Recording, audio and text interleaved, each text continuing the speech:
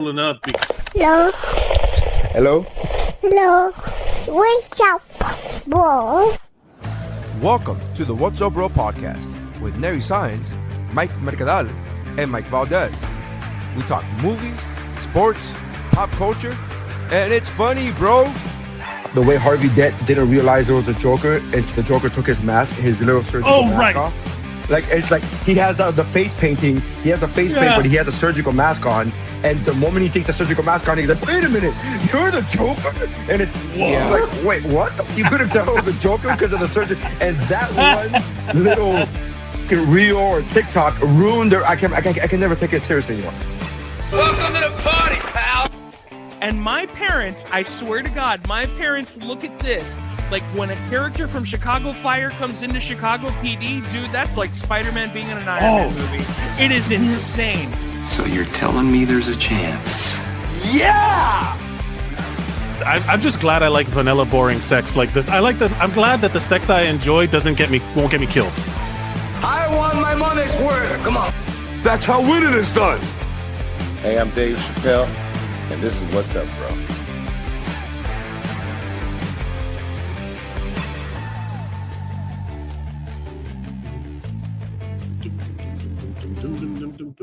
Hello, everybody. Welcome to the What's Up, Bro podcast, the only podcast on the internet asking the question, what's up, bro? Thank you to Dave Chappelle for recording that intro live. He does it every week. He calls in. He's very generous.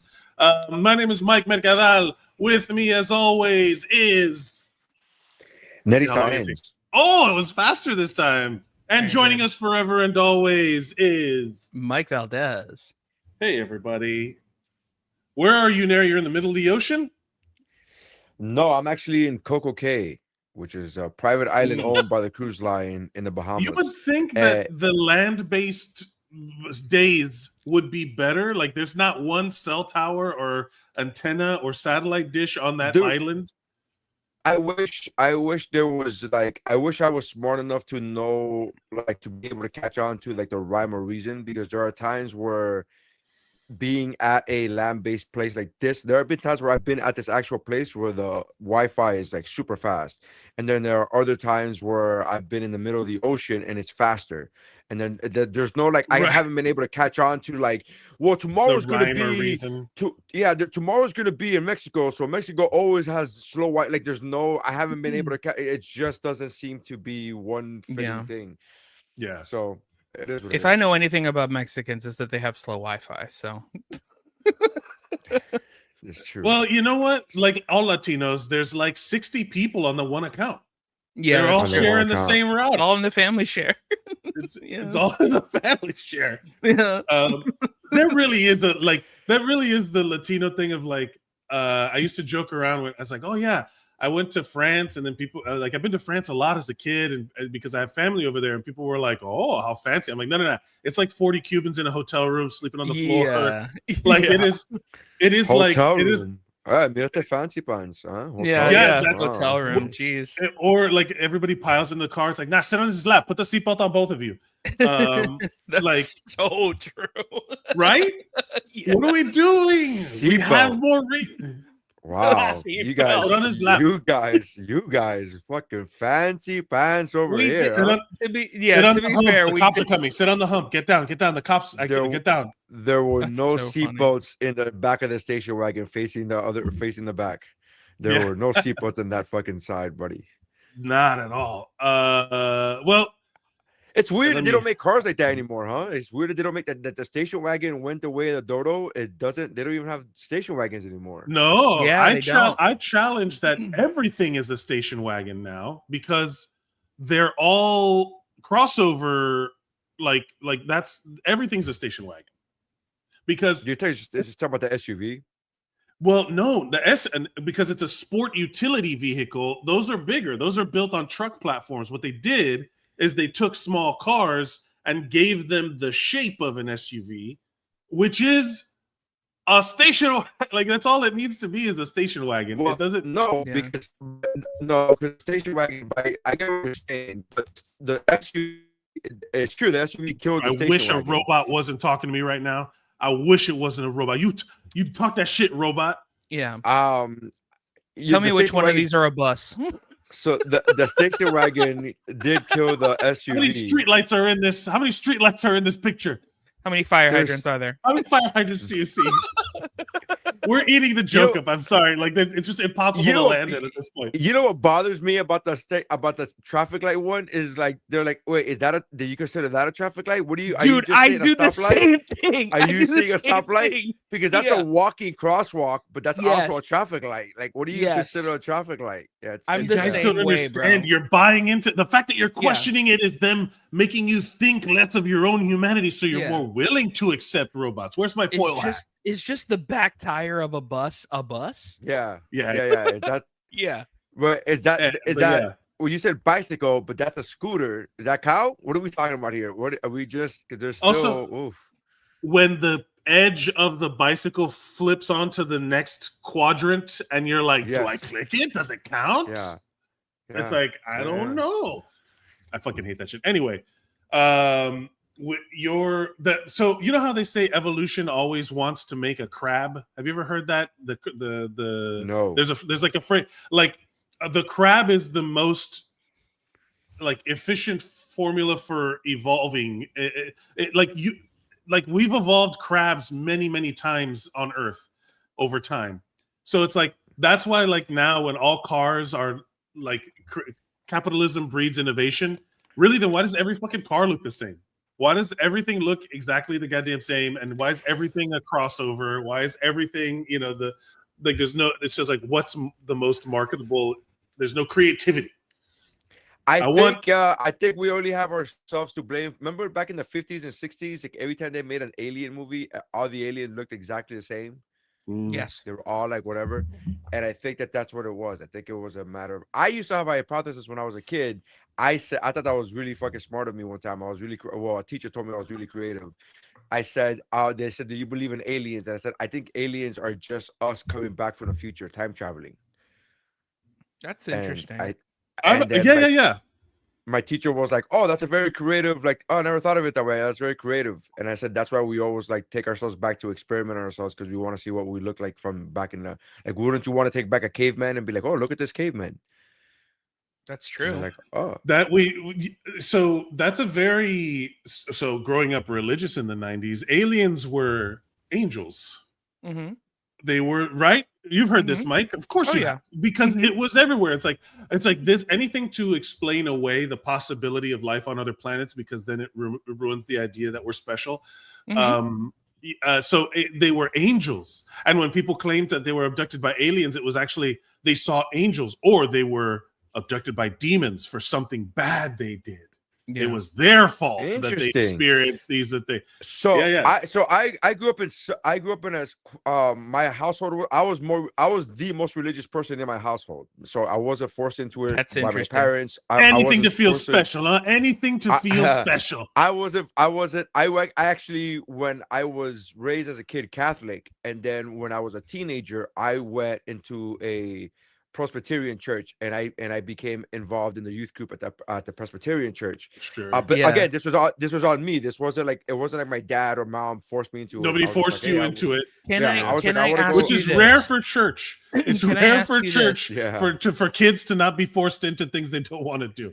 Can I That's ask you this? That's a though? church thing. Because Presbyterian church is very specific, and one of Okay. those things. So it had was to just be, a church that is the corner of my house. Oh, really? It was just a Okay, church that because the I was corner of gonna my say, usually it's one of two things, and it's the music is good or the girls are hot, and that's it. house. So no, This one was just reasonable walking distance. yeah, Yeah. reasonable walking distance, and it was something that like all the kids in the neighborhood, we all like started doing it at the same time. It was really weird because there wasn't Oh, like one interesting. person, and then we all just started playing basketball there, hanging out there, and then we became part of the youth group program there. And Got it. it was and I realized, not that I didn't have my faith or belief because I was already raised Catholic, but I realized as a teenager, if I asked my mom, hey, can I go to church, the no was very few and far between. Yeah, that's Yeah. So true. there was a better chance Interesting. of me. But again, this wasn't pre-planned. It wasn't like I thought about this in the moment. In the moment, it wasn't like, Right. if I say I'll go to church, she'll let me go. I was just like, hey, Mom, can I go to church? And she was like, yeah, okay, cool. Like, whatever. And then, It's kind of like the perfect cover. The I get- perfect yeah, yeah. alibi. Mhm. but it wasn't Yeah. intentional. It wasn't like thought. It wasn't premeditated. It wasn't like, yeah, and then I'll say I'm going to the church. And then I did really go to the church. It wasn't really Yeah. like anything nefarious. But my question is this. So going back to this, the angel thing. I never heard about that. I never heard about the angels, aliens being angels. My question is, wouldn't it, like, if somebody said, oh, there's aliens on other planets, or there's life form on other planets, would it a religious person still be able to say, or someone of faith, I want to say, someone of faith still be able to say, yeah, God is there too? Yeah, if you have a logical sense of self and brain, absolutely. But a lot of Yeah. these people don't. Oh, okay. Okay. All right. So my thing was always the All stories. right. All right. Yeah. Because the Got thing no is, logic. it's absolutely crazy We for a gotta lot have of Christians to believe in God and science, Yeah, which is We got- insane to me. Which we is gotta- insane to me. Can we Wait, talk it- to the growing up that's a Christian crazy guys? thing? That's a crazy thing. Yes. It's Yes. crazy. There's there's Christians that don't believe in dinosaurs. Like, that's real. That's what I'm saying. Like, but it's crazy to believe in both. Like, isn't that okay? I don't know. Okay. Okay. It's here's the Yeah, thing. I don't think it's I crazy to believe in both. here's the thing. Oh, you're saying it's crazy. Like there are people that think that that's crazy to believe in both things. Yes, that's what I'm saying. Yeah. Oh, okay. Right, That's right, what I'm right, saying. right. There's, Because I believe in I that. I believe in both things. Like, I believe in both things. 100%. Me too. Me too. So- because so here's- that's a but logical wait. brain. We gotta talk about. We gotta separate what believe. What do you believe it exists, or do you believe it to be true? Those are two different things, right? So when somebody's talking about like, oh, God's not real. I 100% believe that God exists Yeah. in human culture as a literary figure. Yeah. It's real that people believe in God, so I can't say God doesn't exist because he does. But That My thing- that was so loud. That. I do believe that it exists. And in culture, in society, it's a thing that people believe in. Yes, I got it. yeah, but the point being is that you can't erase that truth. Right? That's true, right? Again, course. this is a look. We're going to talk about some negative things today because it's a sad couple of situations going on. But one of the things is that I am obsessed with living in the reality of the world. I love what's true. It's addictive to be like, this is factual because there's so much bullshit out there, right? So when people say there's no such thing as God, and I'm like, what? I mean, the portrayal of he's as real as any other thing that's been put in print and that people believe in, right? He's as real, right? But that's the thing, is that, okay, so what?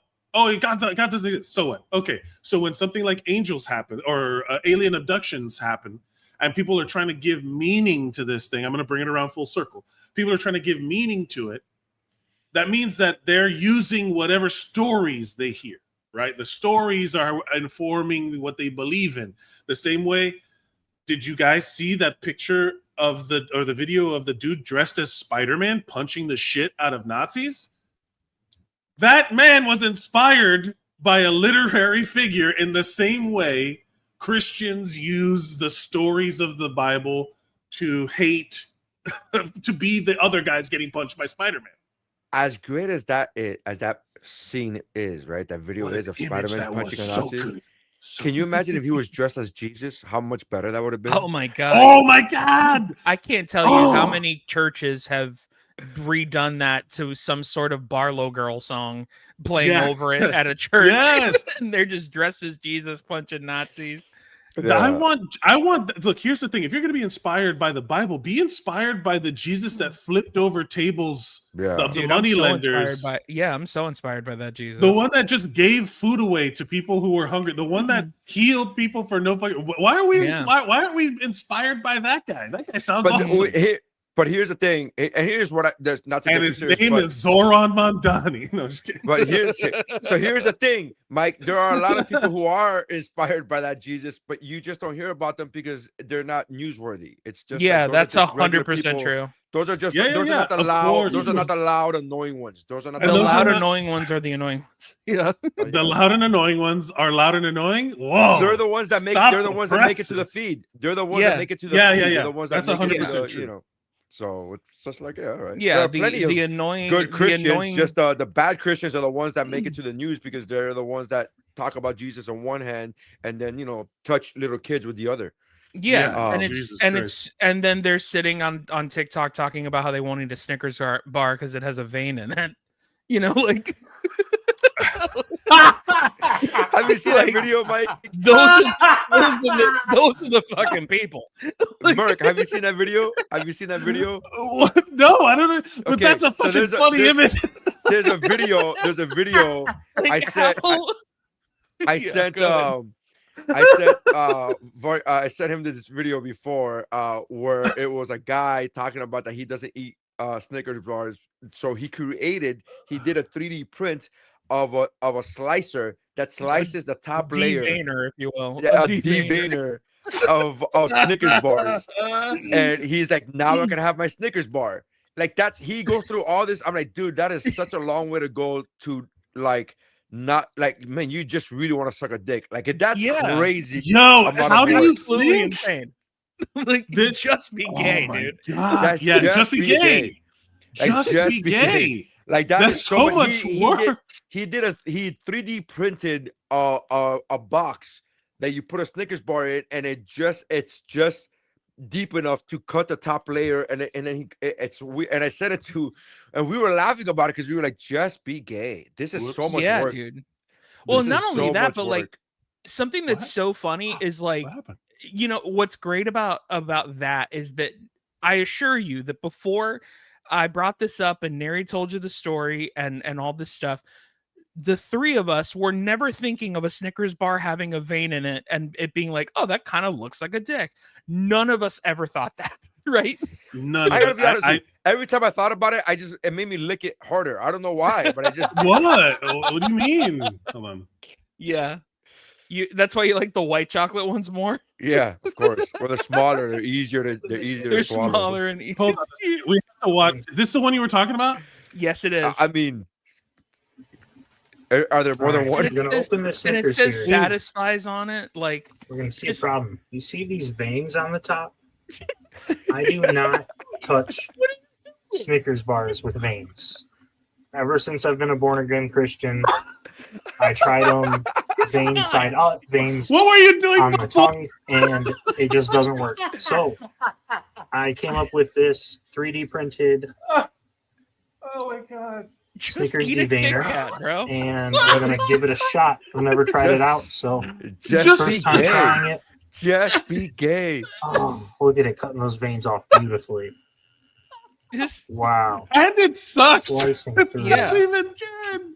All right, hold on. well, here. he doesn't want to cut all the chocolate off because then Yeah, he's not Push down a gonna little. enjoy Yeah, it. look at that. Yeah, look at that. This guy's got an Beautiful. obsession with like For those of chopping you who have off. problems with Snickers veins, Nobody. Who has a problem with look at that. Snickers veins? Perfectly With Snickers veins. deveined Snickers. Oh my god. The population of one. Population Hold of on. one. Now I People- wanna people see- who had a problem. The Now I comments. want to see the comments. Hold on a second. What is the what's the?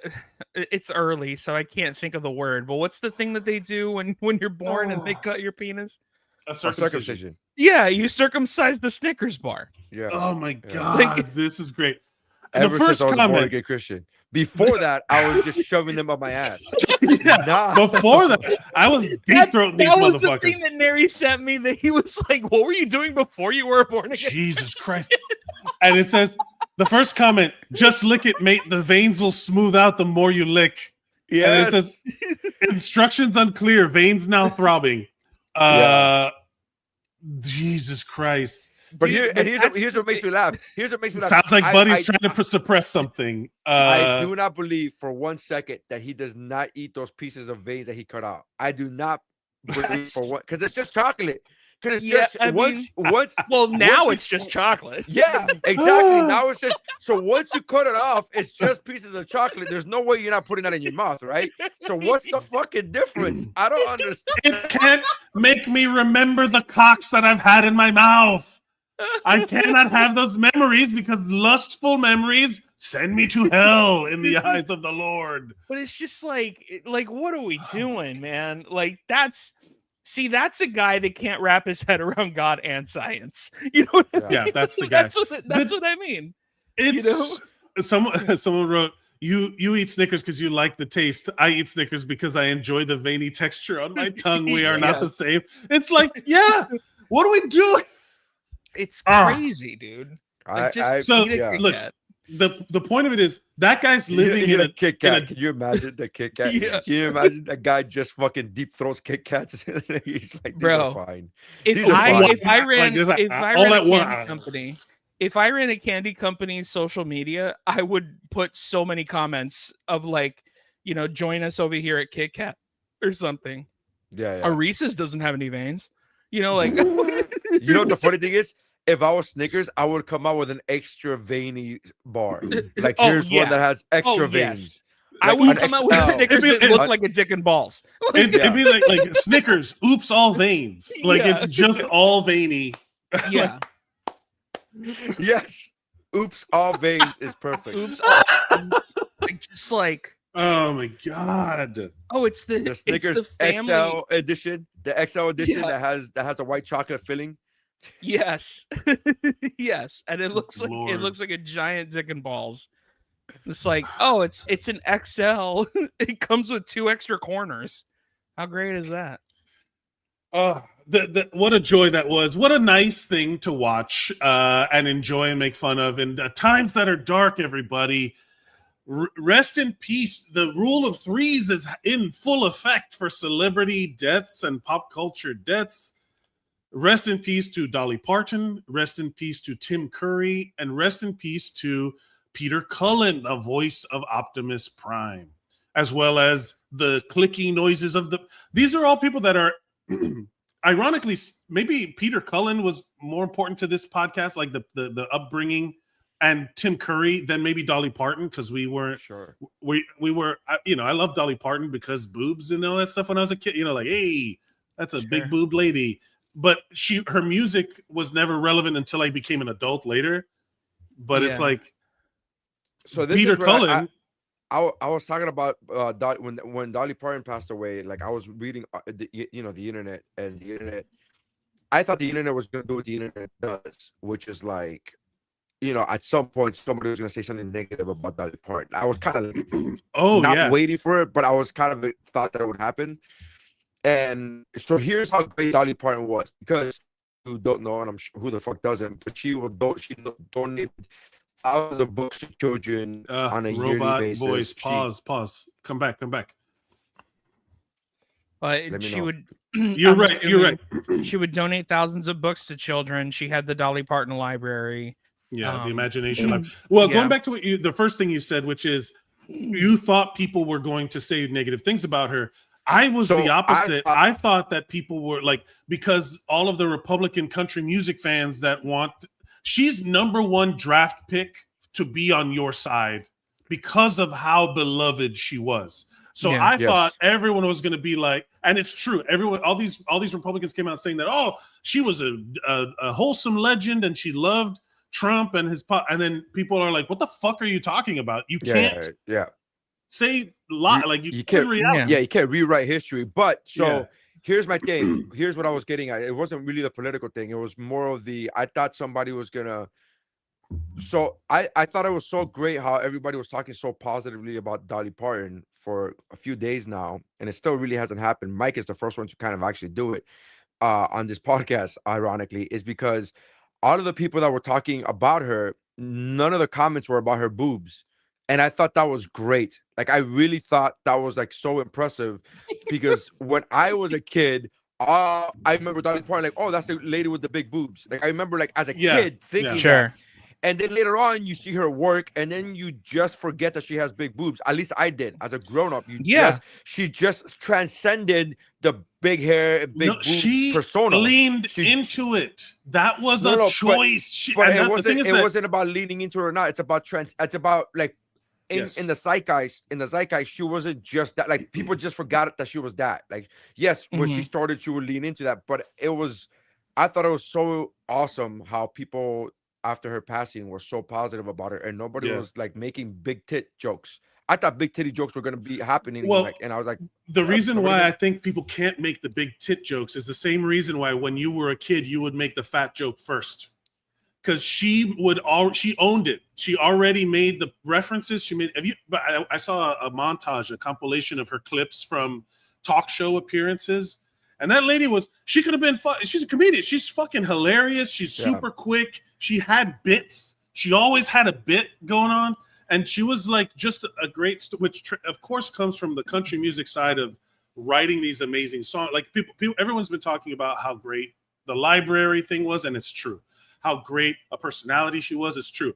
But also she's like one of the most legendary songwriters of all time, which is why she was allowed to be all these other things, you know? So people that's like if Michael Jordan dies and people talk about how good he was at baseball, right? All of this is secondary to the thing that she was already a legend at because of the song. I wouldn't even say that. I'd be like, oh, if Michael Jordan died and people just talked about how great his shoes were. Right. You know what I mean? Like, legendary footwear designer Michael Jordan died today. But so people are talking about all these amazing things that she did. That wasn't even the number one thing, you know? She was also, she's a good actor too. Like she's like a great, compelling performer on screen, and 9 to 5 is still legend. Like it still holds up. It's still fucking great. Yeah. She wrote 9 to 5 for that. And like, and a lot of people, you know, always think of Whitney Houston, but like she wrote I Will Always Love You. And, you know, of course she gave Whitney the blessing to say, this is now your song, but she wrote she had pen to paper, you know, with writing it, you know, she wrote I Will Always Love You and Jolene in like the same day. Like that's how dude, it's she crazy. Was legend. There's an episode. So let's do this. Those Nashville songwriters, dude. That's the way they are.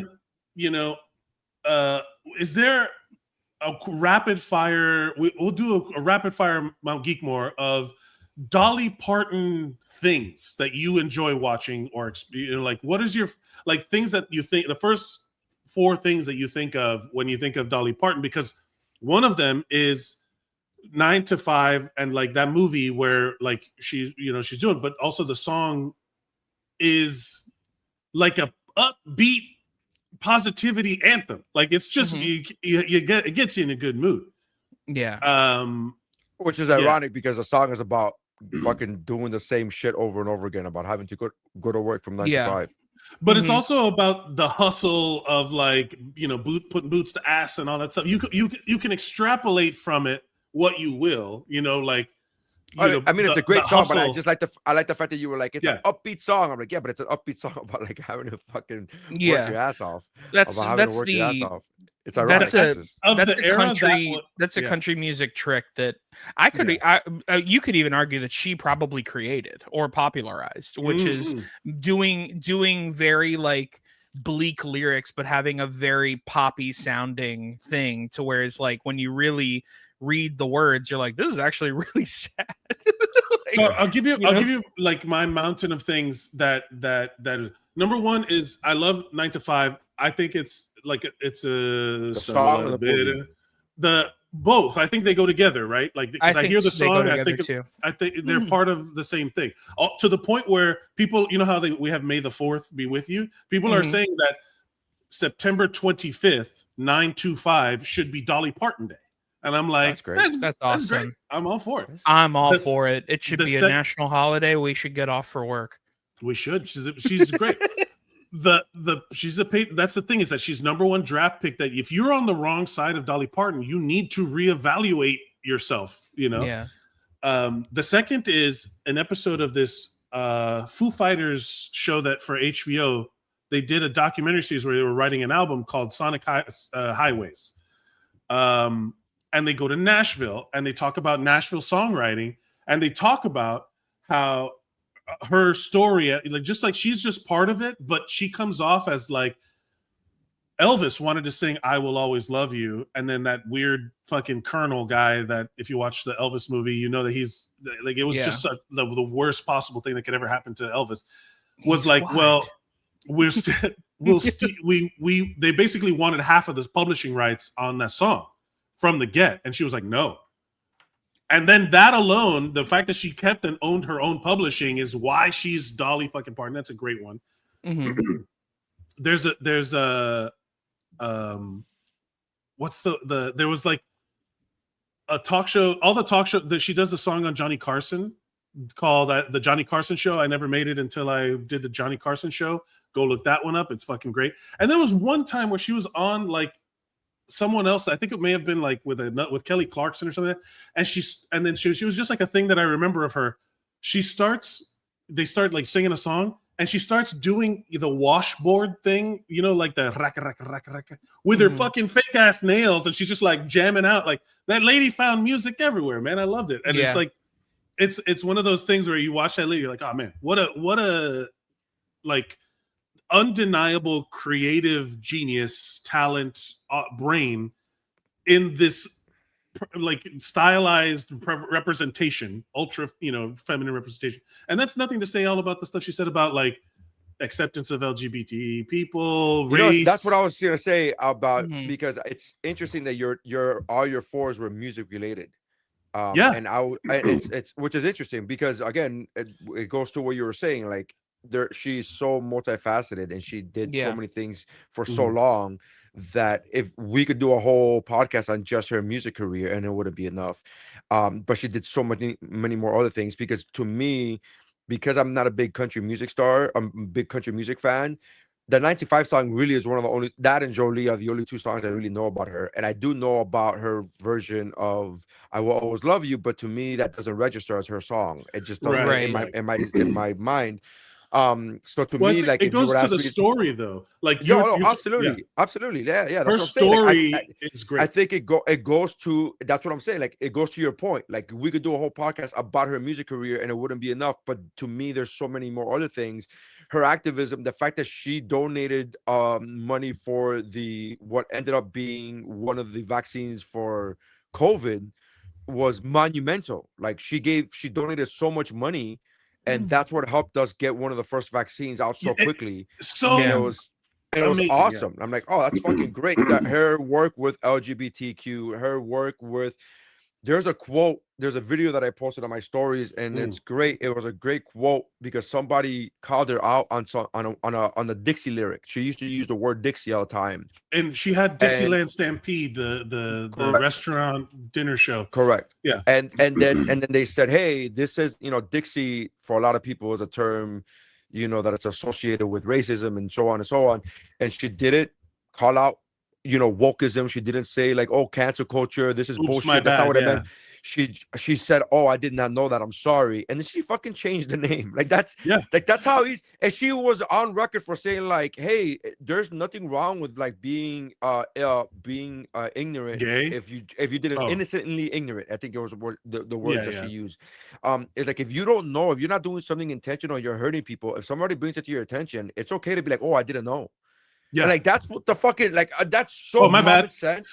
Yeah, that's so I didn't know, but then you have to turn away from it, right? Like, oh, I didn't know, I won't do it anymore. That's the key element. It's like, okay, now that you know, do something to correct with the knowledge of knowing. My Dolly Parton Mount Rushmore is 95, probably number one if I'm thinking about it, but everything else is all activism. Everything else is like the fact that she bought all these books for children. That's a huge deal. Legendary. And that's a huge deal for kids who don't have access to all. Like, that's, people don't understand. And I think a lot of people in this country don't understand that there are children that don't have access to books. Yeah. Like, I don't like, there are millions of kids that don't have access to books, and I think that people in this, like, that's a big deal. Like, I remember my wife told me that years ago, like 10, 15 years ago. My wife told me that I'm like, really? Like, that's fucking awesome, dude.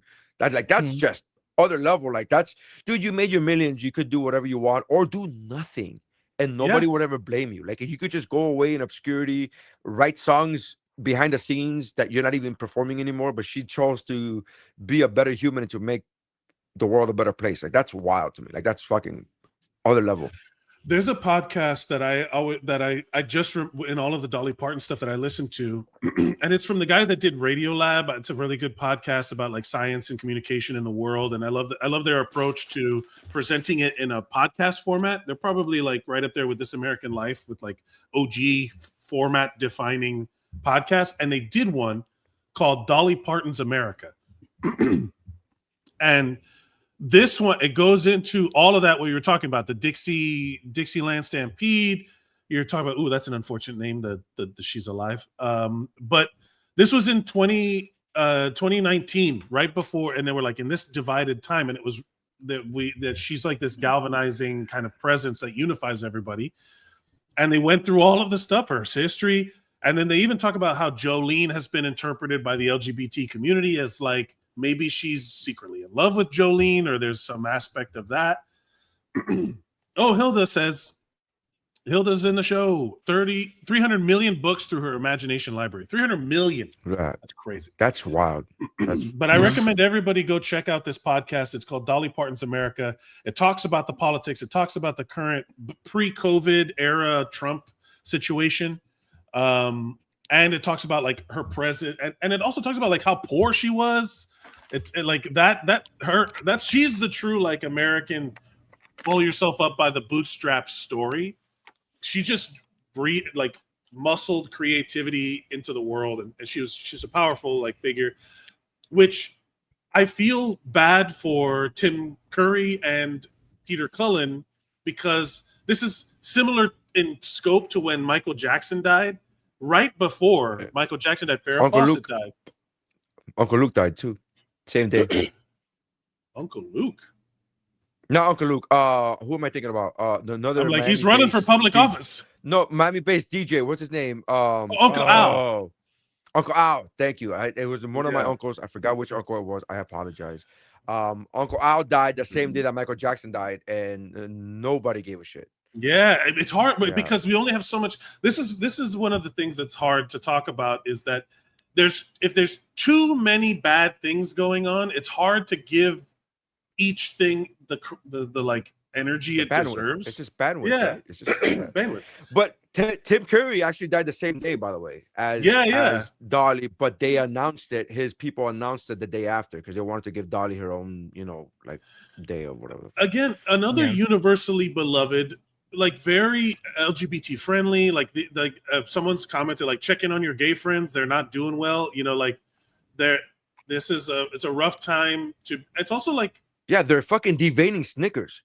Check in on your friends, man. That's how crazy. And check in on your friends. Yeah.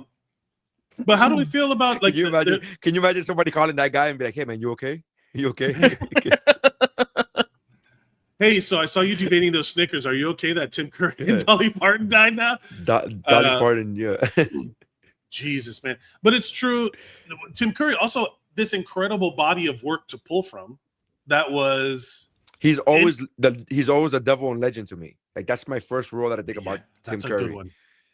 And only because he's unrecognizable. He's unrecognizable in that role, and I'm like, it's not even the greatest movie. I don't even think it's a good movie. I think that movie's really, really suffered from editing, from bad editing. But also the soundtrack is wild. But Tim Curry, that image of that devil, it was my childhood. It was like if you asked 10-year-old Neri, hey, what does the devil look like? That's it right there. That's Tim Curry. And when I found out that it was Tim Curry, it was to me, it's Tim Curry, the devil. And then the very next thing I think about with Tim Curry is Dr. Poole from the movie Oscar with Sylvester Stallone. Yeah. That's a good one. Yeah. Expeditiously. Yeah. Oh, careful. You have a dangling participle there. And he's like, he's great. He's like provolone. What a good pull. That's a great one. That goes to my Rushmore Stallone movies. Yeah. I love, bro. Oscar's so good. That is so many people, so much stuff going on. the culmination of all the storyline. What a good movie that is. All takes place in one house. In one day. In one day. Yeah. I mean, of course, Muppet Treasure Island is iconic. That's going to be like a legendary. That's the Muppets made a reference to him. The Muppets released a statement Yeah. that he will always be an honorary Muppet.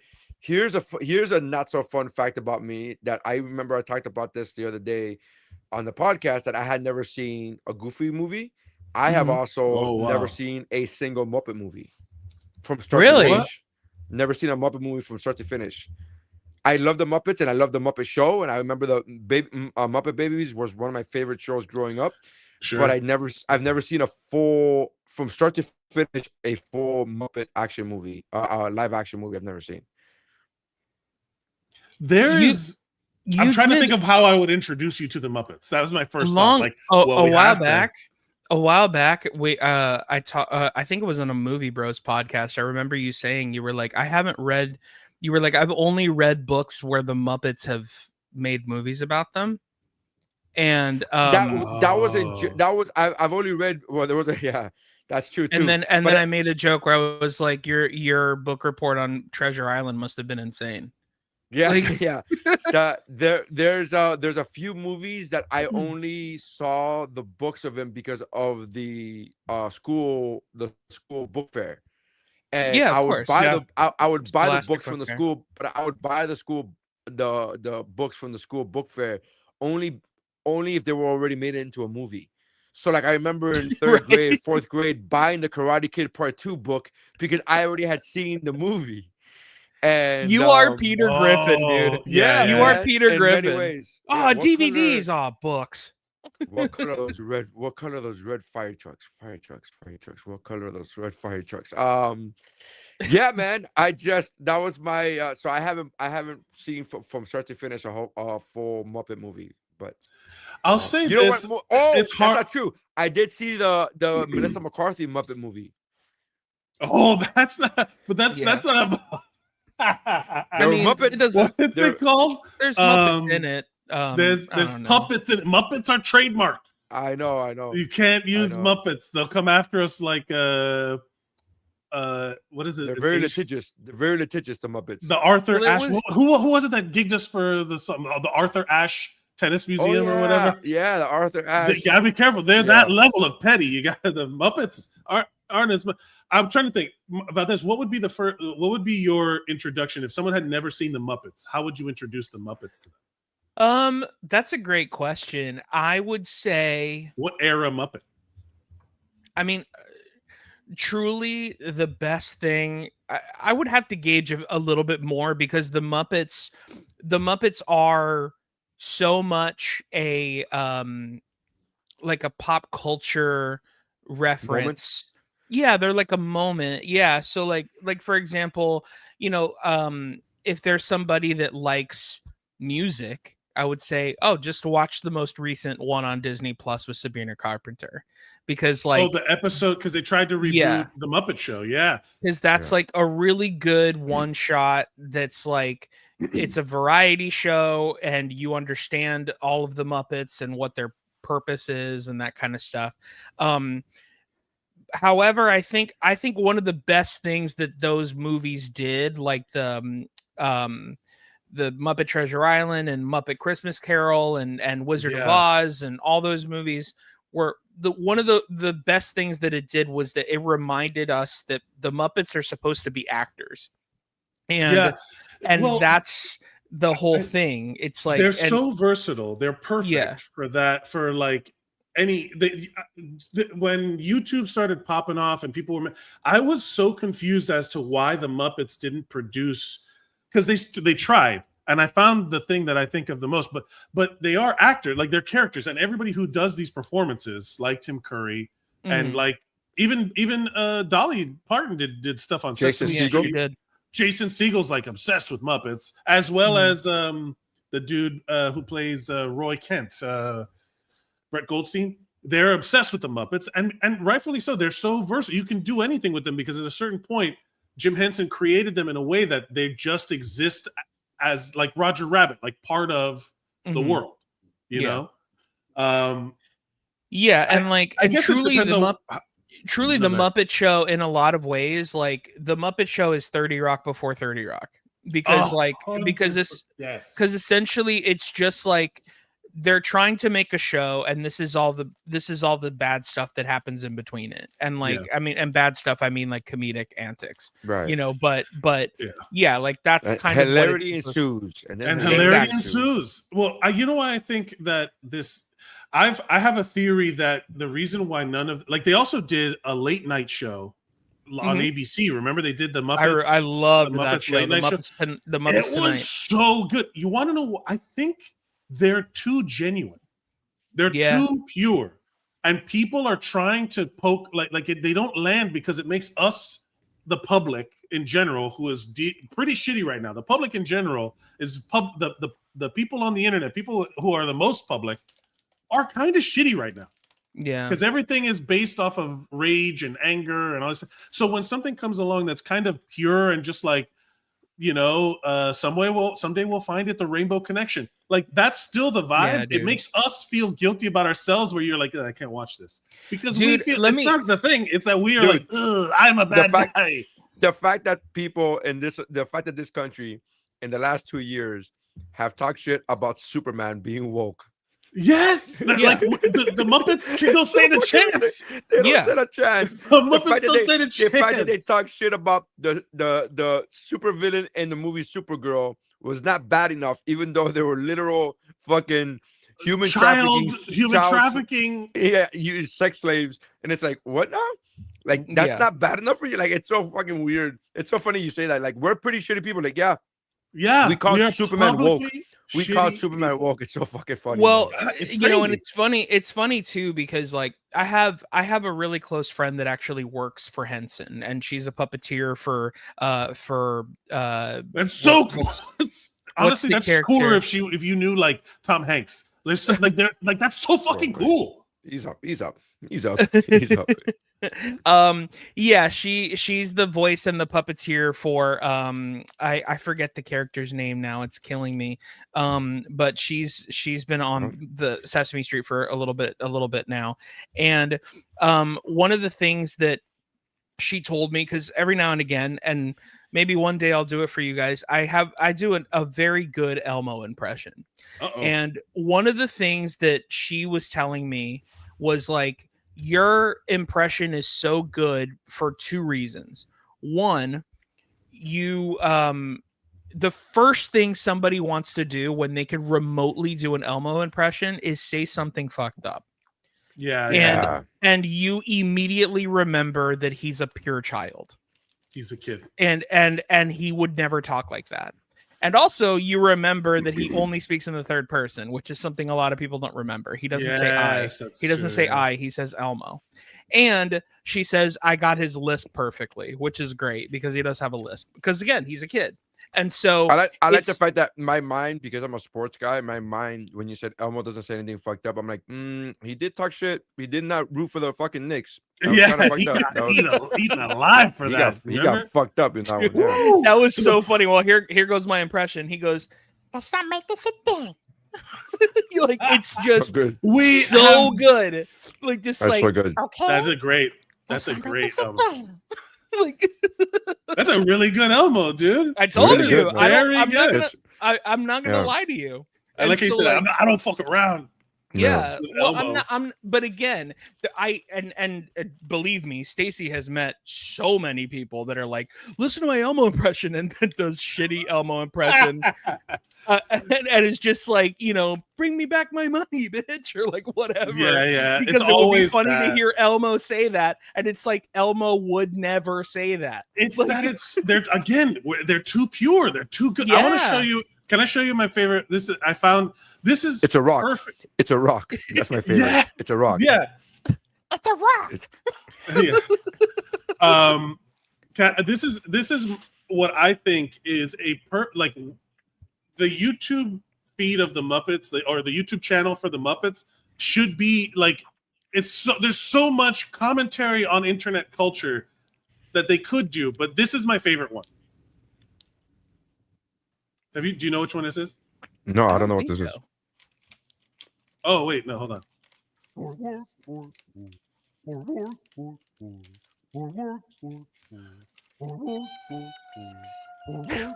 Okay, So I can't tell you how perfect this is because it's Beaker and the Swedish chef who you can never understand anything, and they're just singing the habanera from Carmen, the opera Carmen. yeah. Wait for it.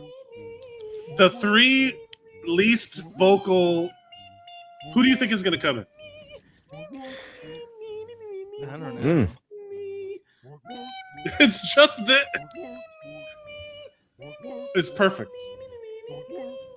I'm trying to figure out who the other unintelligible Muppet is.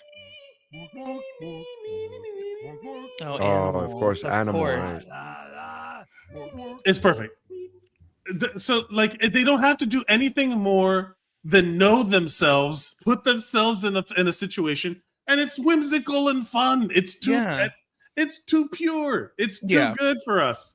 It's like during COVID, Muppet Babies to me was such a pivotal, like that. I love Muppet Babies and Tom and Jerry were really, and Looney Tunes were really what raised me. Yeah, as a kid. I love And Muppet those Babies three- and yeah.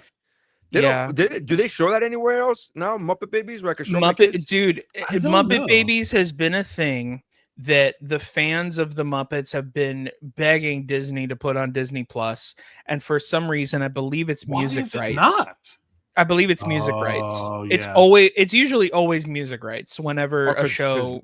Because Disney doesn't have enough money to buy the rights. Yeah, Is that worse? listen, man, they aren't competent enough to make Jim Cummings a legend. I don't know what to tell you. Like, It's fucking like, wild. it's crazy. Fucking wild. Muppet Babies. Jim Cummings is not a Disney legend. That's crazy to me. But Lin-Manuel Miranda is. Crazy Jim Cummings. Muppet Babies is not available for streaming on this. Like, it just doesn't have the only way to get it, and I have tried, is you have to get bootleg DVDs. And I'm not saying that I have, them, but you know, I just legally need to say that I don't have them. In the Elmo voice, you'd be like, I would never get them. What you mean? Like, here's the thing, man. Fucking Elmo doesn't have them. fuck, that's a good Valdez, dude. That's a good Elmo. Yeah, I know. I love the fact that we're like 30 episodes in with Valdez and he lays this on us. Like, oh, by the way, I'm super talented. Has that ever happened? No, it's super. You're multi-talented, but I appreciate it. That has happened, and I think in like relationships that have lasted a long time, like with my wife. Every once in a while, have you been in a relationship where all of a sudden, like, you're years in, and then all of a sudden your partner does something? Yeah, your partner does something, and you're like, you can play the harmonica? Yeah. Like, what do you mean? What are you talking about? How have you been not using this more? That's the literal example that I was gonna give, but with my dad. I found out that my dad is really good at the harmonica when I was like 30. I was fucking 30, and my dad was like, "Oh yeah, I like the harmonica." I'm like, "Wait, what now?" And I thought he meant it like I like listening to it. Apparently, he could play the harmonica, and I'm like, "What now?" And then we got him this like really dope ass harmonica because when you're poor in Nicaragua and you grew up on a farm, hey, one of the very few things you can afford is a fucking harmonica. Yeah, like, believe me, I've seen a lot of Disney movies where that is the pivotal gift. So that's what I'm saying. It's like there was a whole ride in Disney, Splash Mountain, that was this guy playing the harmonica, and I was like, oh. Yeah. So when my dad showed me at the age of, again, I was 30, man. I was in my 30s. Yeah. Now we're gonna get funny. We're gonna get dinged for rights. Yeah, we're gonna get demonetized. If I play a song on this, it will be through no fault of my own. I would have accidentally stumbled across like, actually, you're playing licensed material. I'd be like, I am. Yeah. That's actually The Empire Strikes Back. What? Yeah. But that's funny. Where you just drop an Elmo on us, and we're like, wait, we've known you for years. It's the have you seen the Simpsons episode where the lawyers come in and when Homer goes, "No," and then they're like, actually Disney owns that note. You can't say that anymore. So you can only do a natural. And he goes, "Do, no, do, no." And they're like, only that. My God. They did, it's so funny because Remember when the South Park had those episodes where they're like, oh, the Simpsons did that? The Simpsons did it. Simpsons did it. As you're mentioning this episode of The Simpsons, I'm thinking about a Simpsons episode. I'm like, oh, The Simpsons already did that when Grandpa Simpson wanted to do the bread thing with the Charlie Chaplin bread thing. Yes. And they come in the middle of his day and they're like, I'm sorry, you can't do that. That's a Charlie Chaplin thing. We're gonna get sued, whatever. Yeah. And I'm like, they just did a callback to themselves. They stole from themselves. It's Dude, hilarious.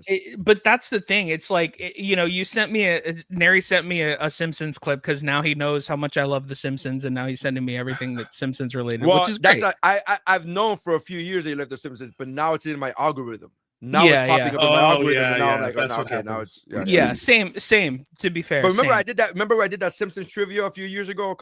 And you Yeah. showed up. Like I've known since then that you were a big Simpsons guy. Yeah, I showed up late and I still won. Yeah. He's like, what "Yeah, a brag! Yeah, he did. He goes, What a brag! I missed the first 7 questions. It's all right. It's fine. I got. I didn't hear this. I didn't hear the starter pistol, but I still beat Usain Bolt. I didn't hear. I just was like, I mean, is everybody running? To be fair, like I've done so many Simpsons trivia things in LA where I do them and I'm like, are these people watching the same show that I'm watching? Like, what are people think they love the Simpsons, but they only love seasons 2 through 9. Yeah. And like that's my I say I love the Simpsons, but that's it. That's my thing. I love the Simpsons I watched, and then I moved on to other shows. Yeah, I'm happy the Simpsons exists and there's more for other people to watch. And that's the joke that I used to have with. That's the joke that I used to have with my friend Oni. It was like, man, I love the Simpsons. Like, oh, did you watch last week's episode? It's like, nah. It's like, nah. No, you love. How about last season's episode? Nah. The Simpsons is SNL. You love the Simpsons you watched. Yeah. The Simpsons is SNL. 100%. It's SNL. At any point when it's off the air, then life isn't life anymore. You know, but even though you haven't seen it in 12 years or longer than that, so to be fair, that's how people feel about Dolly Parton. Life. Everyone's like, "How I didn't know Tim she Curry. could die." And Tim Curry, Peter and Peter, whatever his name is. Speaking Collins. of iconic, Collins, Peter Cullen, and speaking, it's the Cummings. Who's the other guy? Jim Cummings. Jim He's Cummings. alive though. Yeah, he's alive. But when he dies, he's going to have taken that voice of all of these iconic characters. He won't be a Disney legend, though. I'll tell you that much. How fucked up is Darkwing Duck? Is not a Disney. Winnie the Pooh is not a Disney legend. But that's the thing. Are you kidding me? Like, wild. It's not even like, oh, he did some stuff in the 80s. Like, it's like I was telling Neri, I'm like, other than Mickey Mouse, you could argue Winnie the Pooh is one of the most like pivotal characters of Disney. Like, and here's the thing: there's only been Jim Cummings, to my knowledge. Maybe I'm wrong on this, but Jim Cummings has he been the only voice of Winnie the Pooh? Has there been like another? Yeah, the original. No, but I'm saying, is there another? Because like you could say Mel Blanc is Looney Tunes, but there have been other actors. Yeah. There have been other actors to voice these characters. But to my knowledge, and maybe I'm wrong. That's not a robot, by the way. I'm just burping. To my knowledge, there's only been one voice of Winnie the Pooh, and I'm like, why are you not putting this man? Why is it? This is a wild. But the thing is, bro, it's not even Winnie the Pooh. He's Winnie the Pooh. He's Tigger. He's Piglet. Like, he's other characters on the show. Tigger with an A. He's Tigger. Yeah. Here, watch. This is T-I-double-G-A. Get dangerous, pal. Oh, girl, look at here. Let's get dangerous, yeah. Woo, that's right. From Let's get Tigger. So good. Hondo Onaka. What is a duck? Oh, bother. Let's get dangerous. He's doing. Let's get dangerous. Oh, he was negative. Get dangerous. Don Carnage. Oh, yeah, man. Let's get dangerous. Louis. That's so funny, dude. So many. Let's get dangerous. Moderate Jack. Dangerous. I don't have to get any more. Was that Cadigan? Let's that's dangerous. Fat Cat. But do it safely. Bonkers. Let's get dangerous. Let's get dangerous. I mean, good. Fucking how goat. many? Anybody Fucking who goat. watched the Disney afternoon just listen to this guy talk at you for hours. Yeah, I would say that it's Jim Cummings and Billy West are the Yeah. voices that you're gonna have in your head, because Billy West is like the voice of Doug, he's the voice of Fry, like so many like amazing voices, Ren and Stimpy, like just all the Nickelodeon cartoons of Yeah. note. And Nancy Cartwright as well, because of Bart and Chucky Finster and all that. Tara stuff. Strong. I feel, Like, that's the what- thing. what's So her many name? of these guys. I forget her name now, and it's a shame because we're talking about how great these voice actors are. But she did. She was also in Darkwing Duck, and she did the voice of Babe, and she did the voice of Chucky from Rugrats. Oh yeah, no, she- not Chucky. She did the voice of I'm pretty sure it was Chucky. Timmy. Bro. Timmy. I know who you're talking about. Chucky was. Are you talking about Tara Chucky- Strong? Yeah, she. Yeah. I forget her name, but she passed Well, away. Chucky is Nancy Cartwright. Oh, that Chucky. Who was it that I'm thinking about? Yeah, You're thinking of. there was an was- actress. She's the there voice was of Gwendolyn in Darkwing Duck. So whoever that is, Yes. She also voiced Babe in Babe in the movie in Pig in Babe. the City. Yeah. The She thing did- is about voice acting is like, She did look, pass away though. You're right. She did pass Yeah. away a long time ago. She's been passed Yeah, away. she had. It was I think sad. she had cancer or something. Yeah, It yeah, was really yeah. sad. Christine Cavanaugh. Yeah, Yeah. Christine Cavanaugh. To be fair, You're right, Neri. She was the voice of Chucky in the first early years, and when she died, Nancy Cartwright took over. Yeah. That's what it was. Yeah. You're absolutely right. There's an element of behind the scenes stuff. I've been doing a ton of these like voice acting workshops to try and like build up my demo for voice acting, right? Most of the voice acting you do professionally is not characters. That is No. such a specialized, specific world that when you hear somebody's voice, like either they do one voice forever, which is like Bruce Kevin Conroy, and he's just Batman. He's done other voices, but he's fucking Batman. Nobody ever else does Batman. I can't even say Mark Hamill the Joker because Mark Hamill's done a bunch of different voices. You either Well, do you can't one say thing forever. You can't say Mark Hamill because he'll charge you. Apparently. Yeah. my Jesus God. Let's Christ, talk about this that. guy. Well, Jesus let's talk Christ, about. this guy. Well, let's just dismount from iconic voices. Peter Cullen, the voice of Optimus Prime. I do not like that. This is the picture they chose for him. Yeah, I knew that was gonna happen. Yeah, that was gonna I happen. mean, that no, was gonna happen. That was gonna happen. Yeah. I was actually looking for that GIF as a GIF to send in the chat when I sent to you the picture of him, or when I sent the news of him passing away. I was looking for that GIF and I couldn't find it in the Apple's GIF thing. But I will say one of my favorite memories about him is Peter Cullen. there are two moments that stand out in my mind in peak movie theater experiences. One of them was Endgame when the portals opened up. Yeah. That moment in the movie theater when it first happened, people went fucking ape shit. And the other one was I was at a screening where I saw the movie 3 days early, the first live action Transformer. Yes, bro. I still And love that movie. I love them. I like most of the Transformers movies. I'm being honest with you. Most they're of them. fun. There's a lot They're of them, fun. but yeah. But that first Transformers movie in theater, packed house, and this what year was that? Is that 99? I think that was 99. No, it's like 2000s. No, the first No, one it's was like 2000 2000 maybe. Yeah. With Shia LaBeouf. Yeah. Yeah, the first one was Shia LaBeouf. I was out of high school, so it was after 2006.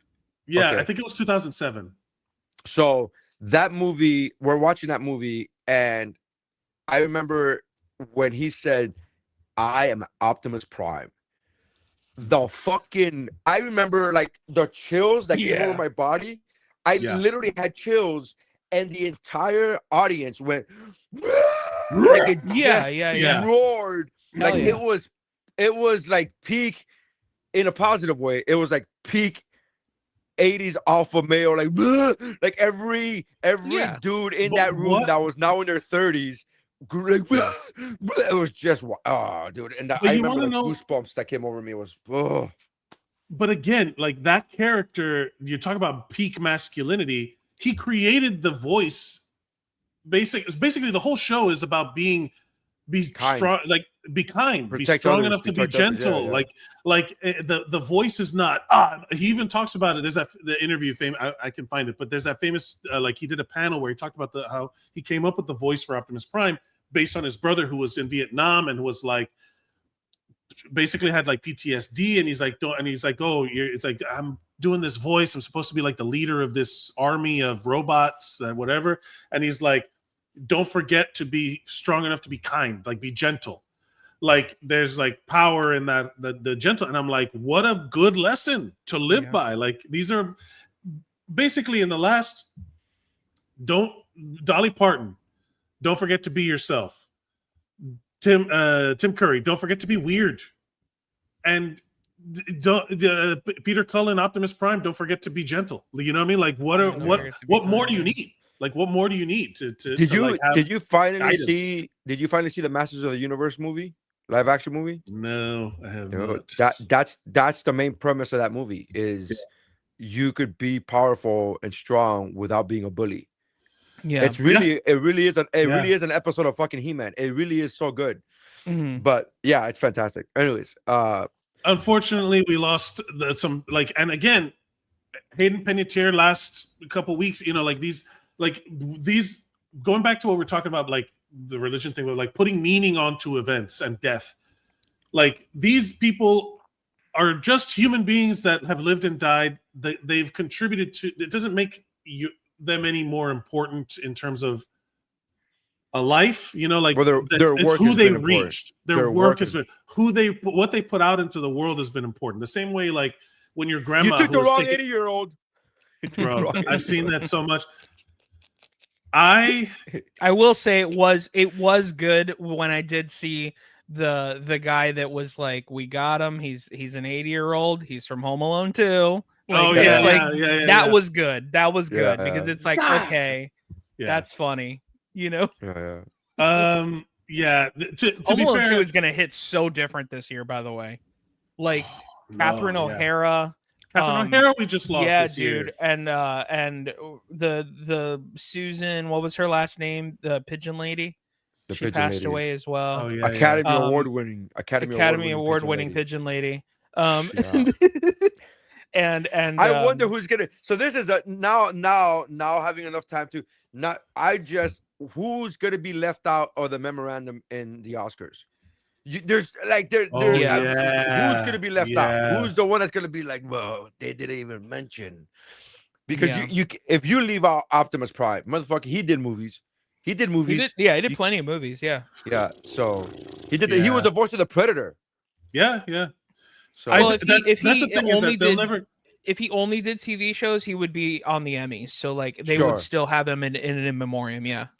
I would hope that, because again, the Oscars only recently demanded that people watch the movies that they vote for. Yeah. So like they're always nobody's watching them still. Nobody's watching. How dare you demand me to do that? But it's also like they have a real up their own ass kind of energy. Mm-hmm. He should be in the Golden Globes in memoriam because of how much these voice actors are in TV, movies. You know, like that. Like there's the Golden Globes kind of cover everything, but it's hard, right? Like who do you leave out? Who do you? Because there are times they put up like people that nobody fucking knows in the general public, like the guy that. But they're vital to this guy invented the lens that everybody uses. Rest in peace. And it's like, who the fuck is that guy? They put that guy in instead of Peter Cullen, the voice of Optimus Prime. It's like, oh, God, I don't know. I'm okay with them putting everybody in. Like, I don't want them. I'd rather them not leave anybody out. Like, put them. You think it should be a separate stream, like they do how they do ESPN Red Zone, where there's just like 5 games going on at the same time. There's the Oscars, and then on the left of the screen, it's just all of the people that have died in the year. Like the Madden cast. They're gonna do a Madden cast of like the people who died. Yeah. Just do like we got the 4 up. We got the Octobox or whatever they call it. to go back to what you were saying about like how it's mandatory for Academy voters to watch the movies and how they still don't watch them. Jimmy Kimmel made a joke about that years ago because now it's been Conan that's hosting, but he made a joke when Moonlight was up for Best Picture and it ended up winning. Yeah. Well, it didn't win and then it won. But and then they the joke that he made a hand job joke. And nobody and there was silence in the room and he goes, "You guys didn't watch that movie, did you?" And then it got a huge laugh. And then it got a huge because laugh. everyone knows that it's all like they're up their own ass about it, you know? Yeah, it's Anyway, like it's insane. Yeah. It's hard because the celebrity becomes the thing that we focus on, but they're also focused on the production of these movies. Like they have to balance out I don't know what their mindset is, but celebrity is the commodity that we judge all these things on, which in a segue alert, here we go into the comic book convention, the Comic Cons. Or just the conventions in general. Yeah, just it's hard to, they're not Comic Cons anymore. They're just conventions, media con. Yeah. They become this kind of thing where if you have enough celebrity, even like there's a joke in the Chippendales movie, the Chippendales Rescue Ranger movie. Oh, yeah. Good movie. With the ugly Sonic. Yeah. What a good movie. Again, these movies are too pure and whimsical and addressing things that are about our They also threw it up problems. they also threw it up during COVID. They couldn't put it in the theater, so that kind of shot it in the leg also too. Which one that movie was not going to do well in theaters. No. It probably wouldn't have, but man, that movie does well in theaters. Good. It's so underrated and people should watch it. It's a great movie. It's a fantastic movie, but let's be real, nobody would have watched that in theaters. That would have in fact, I'm almost glad that it happened during 2020 because if it would have gotten in theaters and would have bombed, the conversation about that movie would have started with, man, that movie bombed in theaters. But it was great. Like they would have done that. But it was actually great. Yeah. But yeah. So kind of like the Masters of the Universe idea where like it didn't do well in the theater, but now that it's streaming, people are finding it. Did you see how many minutes it streamed? They released how many minutes it streamed in the first 2 weeks of that movie being released? Yeah. Over 1.1 billion minutes of streaming. And I was trying to like put that into like, what does that mean? The movie is like 157 minutes long. I forgot how many. Somebody did the math. I was listening to the math, and it was like 160, like divided by $20 a movie. It was like $160 million. I was like, yeah, that sounds about right. I mean, that's Jesus Christ. In the first week, so $160 million. Like, yeah, okay. God, and I was having this conversation because with my wife was talking about like there's like this spa weekend movie that's coming out that it's got it's just like a bunch of middle-aged ladies. It's out now. Yeah, it's out. But it came out. And she's like, why are they releasing it in theaters? And I'm like, God, I wish there was. There was a time, and I saw something about it of like one weekend in 1990, whatever, about how many movies were out and how many were just mid-budget because you had to go to the movies to watch them, right? Mm-hmm. There was no direct to DVD or direct to VHS was for shitty sequels to Disney animated movies and kung fu movies, martial arts movies that were made as like money laundering for drug dealers. Like so you had to go these mid-budget American comedies. Ninja. I don't understand. What? There's no such thing. There's no such thing. There's no such thing as a white ninja. Bro, that movie with the that movie with the Bloodsport 3 with Billy Blanks. What are we talking about? I mean, all of that. That's how people thought about direct-to-DVD as a former Blockbuster employee. You would get a ton of those. You would just see like all these movies. Like, who fucking watches this stuff? But because it's on streaming, you get you get all these people watching stuff the same way. Where it's like they've made going to the movies the same like it's going to Disney World. Yeah. Right. Like Disney World used to cost $50 to take your family to buy a ticket. Now it's like Neri, if you take your wife, your 3 kids to go see a movie and buy popcorn, like literally the full experience, buy popcorn, buy drinks, all that stuff.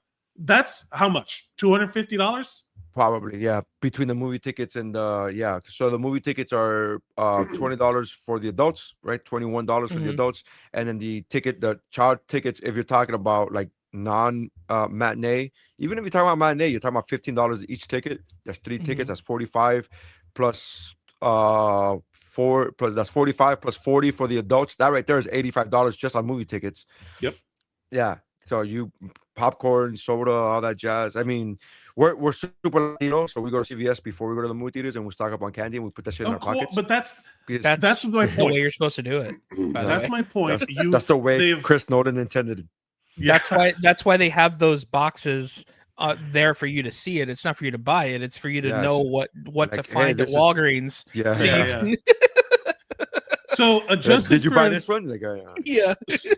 the idea that in 1985, which is in way back, you could go to Disney World for the day for $21.50. Yeah. Right? Yeah. Yeah, I was just about to ask Neri, you're probably paying at least $2,500 for a day at Disney, right? So a day at Disney, we had not been since 2021, 2022. We have not been to Disney. It wasn't even Disney. It was Universal Studios. Yeah. Islands bit of cheaper. Adventure. Not a lot, Not a lot, but a bit cheaper. And we spent for one day park passes and food and hotel stay. Oh, not even including the hotel. Forget that. We spent, I think it was like $2,000 for one day, and that was the 5 of us, not including hotel. The hotel was because I was prepaid month in advance, and that was like, in my mind, I was like, that's a way to get away with like not paying for. I went to Japan with my. I went to Japan. I went to Japan. I went to Japan for a week, almost 2 weeks, with my wife, and the whole trip, flight, hotel, and any credit card charges that got scanned in Japan the whole time we were there was $7,500, less than $7,500. Yeah. Yeah. So that's how. So again, all right, I get it. Get a vasectomy. I understand. Snip, you snip, are baby. Right. You are right. Hey, I got snipped. It took three. Yeah, get that vas deferens destructed. What I was gonna say is like they've literally made the going outside too expensive, and they've also poisoned our food for letting our food get poisoned. Fucking assholes. Yeah. Like you can't do it anymore. You can't go to the movies. In all fairness, there was lettuce, so. You're in the clear. They haven't poisoned pizza. I'm fine. Yeah. Yeah. Yeah, that's like that Shane Gillis joke where like it nicked me. You know, like there's lettuce on my burger. I didn't want it there. I didn't ask for it. But to be fair, like going back to the movie thing, it costs too much money to go to the movies. It costs everything feels like so hyper inflated, like fake numbers. That of course, if a mid-budget movie comes out, like they make a movie for $10 million, that's why the horror movies that do well get attention, like Obsession and Backrooms, because it costs $10 million to make, and people want to go see something there like that's interesting. But I remember like going to the movies to watch Hall Pass. Yeah. Right? Like you would just go to the movies to watch a comedy because that was. I mean, I saw Bridesmaids. We all saw Bridesmaids in theater. It's literally the spa movie just in a wedding dress. Yeah. But it came out 15 years ago, and 15 years ago it was. It's not the people. It's not the people's. We want to pay for things. Yeah, I was in a full theater. I'll put it to you this way: I was in a full theater for The Hangover 3. Full, right? And it was like probably sold out, right? Full sold out, and the guy in front of me got mad at me because me and my friends were talking during the previews, which is hilarious because that's when you're allowed to talk. Yeah, that's the only time you're allowed to talk in there. Fast forward to the time Mike went to go see Spider-Man Brand New Day, and the guy was talking during the movie though. It was during the movie. No, that's what I'm saying. Like that's like that guy. Imagine that guy being in that theater where the guy's talking during the movie. The guy would have lost his mind. But yeah, it costs real quick, going back to the inflation thing, I just want to talk about this real quick. Can you look up what $89.99 was in 1985? What that is now? $89.99. I did this once before, but I just forgot to bring it up. And in what year? In 1985, I believe it was. And the reason I bring this up is because I saw an old advertisement for either Toys R Us or KB Toys that's how much the G.I. Joe battleship was the aircraft carrier. The aircraft carrier was $89.99. That's how much the aircraft carrier cost. That was $1 million. when we were kids. My whole childhood, I remember thinking, I wish I could have gotten the aircraft carrier, but that was way too much money. Like that's what I kept saying my whole life, my whole childhood. And then like a year ago, I saw one of these pictures on the internet where it was like, remember when prices were this low, and it was the aircraft carrier for $89.99. And I was like, how much is that like nowadays? Like if my kid wanted that for Christmas this year, how much would that be nowadays? $1 in 1985 was worth $3.10 today, based on income and stuff. Again, it's not accounting for like all other things, but just in terms of numbers, $89.99 in 1985 is worth $279.27 today. So this is why I'm like I legitimately got mad at my parents 40 years after the fact, because I did this math last year. I pulled this up and I said, man, $230 you said? $280. $280. $280 is a lot of money. But if my kid goes, hey man, this is the one thing I want for Christmas, I would pull out $280. My parents could not afford that. I'm not saying they could not afford that. That would have been like, but in my mind, I'm just like, I could pay $280. Like I would pay $280 today, right? For me, I could find a way. Aircraft carrier. Yeah, I could find a way. Aircraft carrier. I would spend $300 on that aircraft carrier today, right fucking now. That's how much my nostalgia is worth. Keeps going up. It's so funny. You say I would spend $280. I would have no problem spending $350. You're telling me I have to pay $600 for it? I would pay $1,000 for it. Yeah. I mean, so $1,200 is a steal if you think about it. I have I would find a way. The problem is, you want to know what it is? I can just put it on Afterpay, split it into 4 pieces. $1,500 is a good deal. $1,500 times 4. Yeah. The idea of you were fighting through 2 different layers of penny pinching.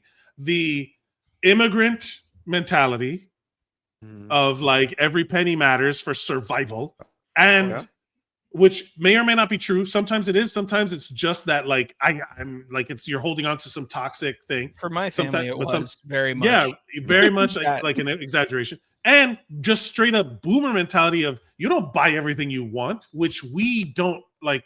That's like so true. If you want something, if I want something, I would fucking buy it. I want something, I want to buy it. Yeah. And that's, it's not so like boomer mentality. It's so boomer mentality. Do you need it?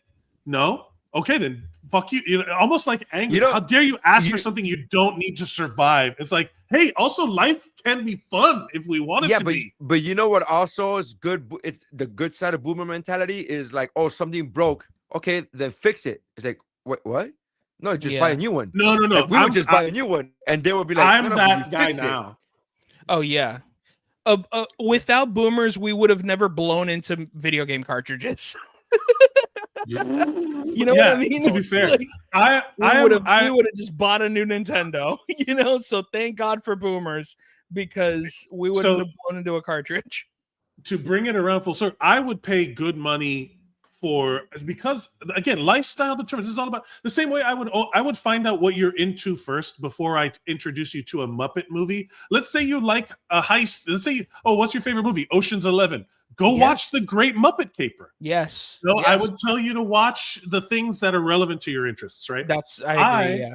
Right? I live a very kind of nomadic, light lifestyle. I don't have children. I don't own a home. Everything. I'm not in debt to anybody. Stop bragging. All right. That is kind of owning such a flex. That's such a flex, dude. The millennial flex is equal, right? Owning a home, not having kids. Yeah. If you own a home, it's like, ooh, as a millennial, what a flex. But they're called dinks now, right? Dual income, no kids, baby. Kids. Yeah, they're called dinks now, which is hilarious. That the neighbor in Doug is called Mr. Dink, and he doesn't have any kids. But that was on. But that's been around. That was also like a way that gay couples would refer to themselves. Really? Okay, yeah, I didn't know that. Like dual income, no kids. I thought it was honey. But all right, Dink it is. The irony, of course, being that because I live the lifestyle, I've moved to New York, I moved to LA. You know, like I've always had limited space. Everything has to be kind of mobile.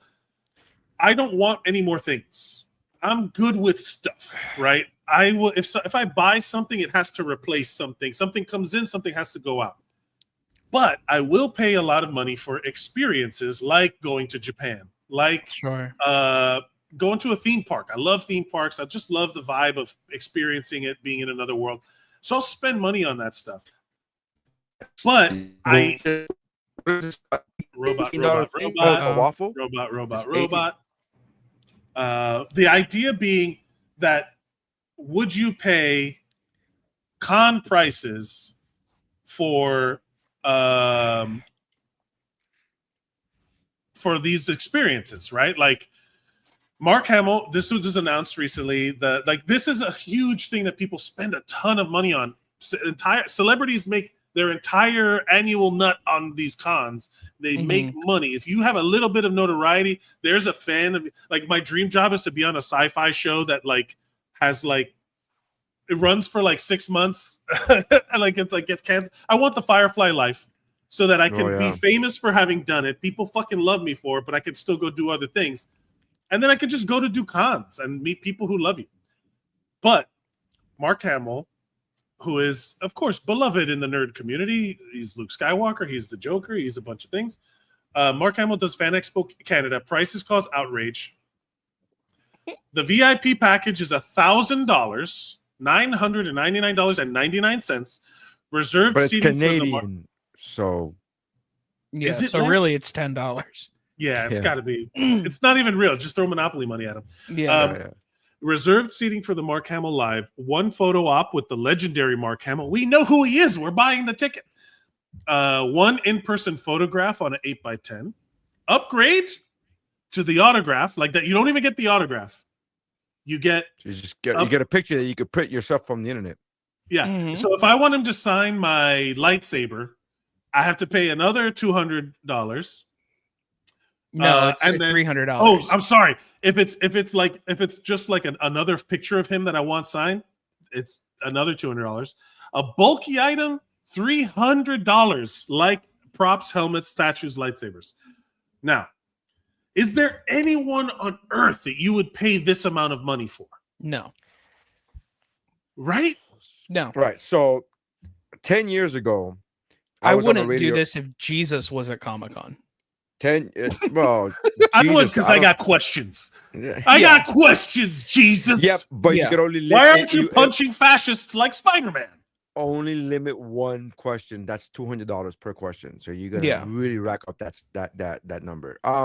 Yeah. But 10 years ago, I want to say about 10 years ago, I remember I was on the radio show and they had come out that Stallone was charging $500 for a meet and greet. It was $500.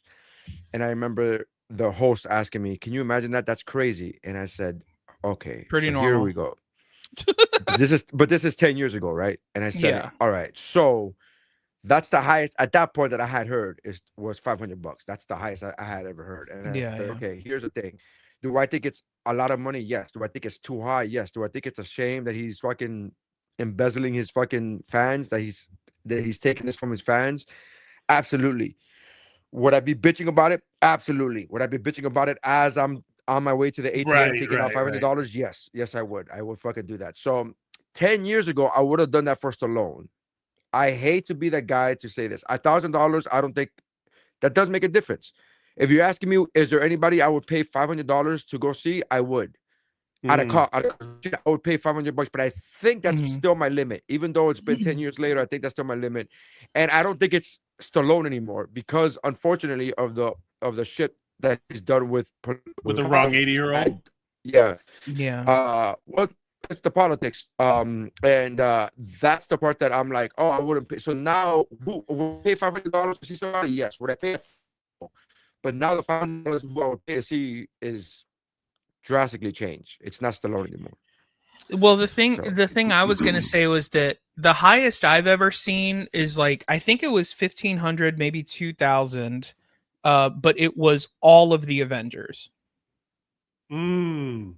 So like all of the event in Endgame, like those, and they did a very special thing at San Diego Comic-Con where like only for an hour they were all gonna do a thing, but it was like $1,500 or $2,000 or something like that. and that's a lot of money. But if you're That's a that lot of kind of people. person, But that's a lot yeah, of people, though. but that's also a lot of people. So like that's a really good. That's you. It's kind of a deal because all of them are A-list actors, really. I mean, you have does Robert it- Downey Jr., like it Robert sounds- Downey Jr., like Chris Hemsworth, all those people, like Scarlett Johansson, they're all Yeah. there. The You know? problem What if is you weren't a it- fan? What if you weren't a fan of Star-Lord and you're like, can he get out? Yeah. I need him to get out of the picture. I need him to get out of the picture. The irony You is, pay $2,000. Don't you have the right to be like, I don't want him in the picture though? I would like to picture. art direct the picture There's that's people going that to would pay that much just for him, though. There's people that would pay that much just. I was for- just going to say the idea is that it sounds weird to us because it's no one that we would consider worth. Like, is there somebody? Robert Downey Jr. kind of up there, man. It's Yeah, up there, Robert Downey Jr. but is up again, there's a there. number, right? Yeah. Here's the thing: if you're I guarantee you, a lot of this is also to weed out autograph hunters who Sure. Yes, would pay that's that money. 100% resell. true. The So the Yes. resale market, there's probably Yes. people who do that. So I was looking up on Reddit. There's like most expensive celeb you have paid for or would have paid for a photo op with. Because again, some of these are just signings, some of them are photo ops, and those are always fun because you can see like there's some like hot woman actor who has obsessive male fans, and they're like don't touch, and then you see everybody like with their hands like this, and they're just like it looks like an awkward like teen dance. Middle school dance where nobody's touching each other. Yeah. So I get that you have to weed out these creeps, right? There's people who are genuine obsessives, and that's also kind of scary.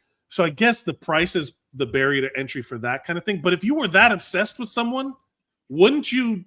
Yeah, those That are be the person? You're only inviting. You're only getting only- those not- people. Yeah, Yeah. now you're only getting those people.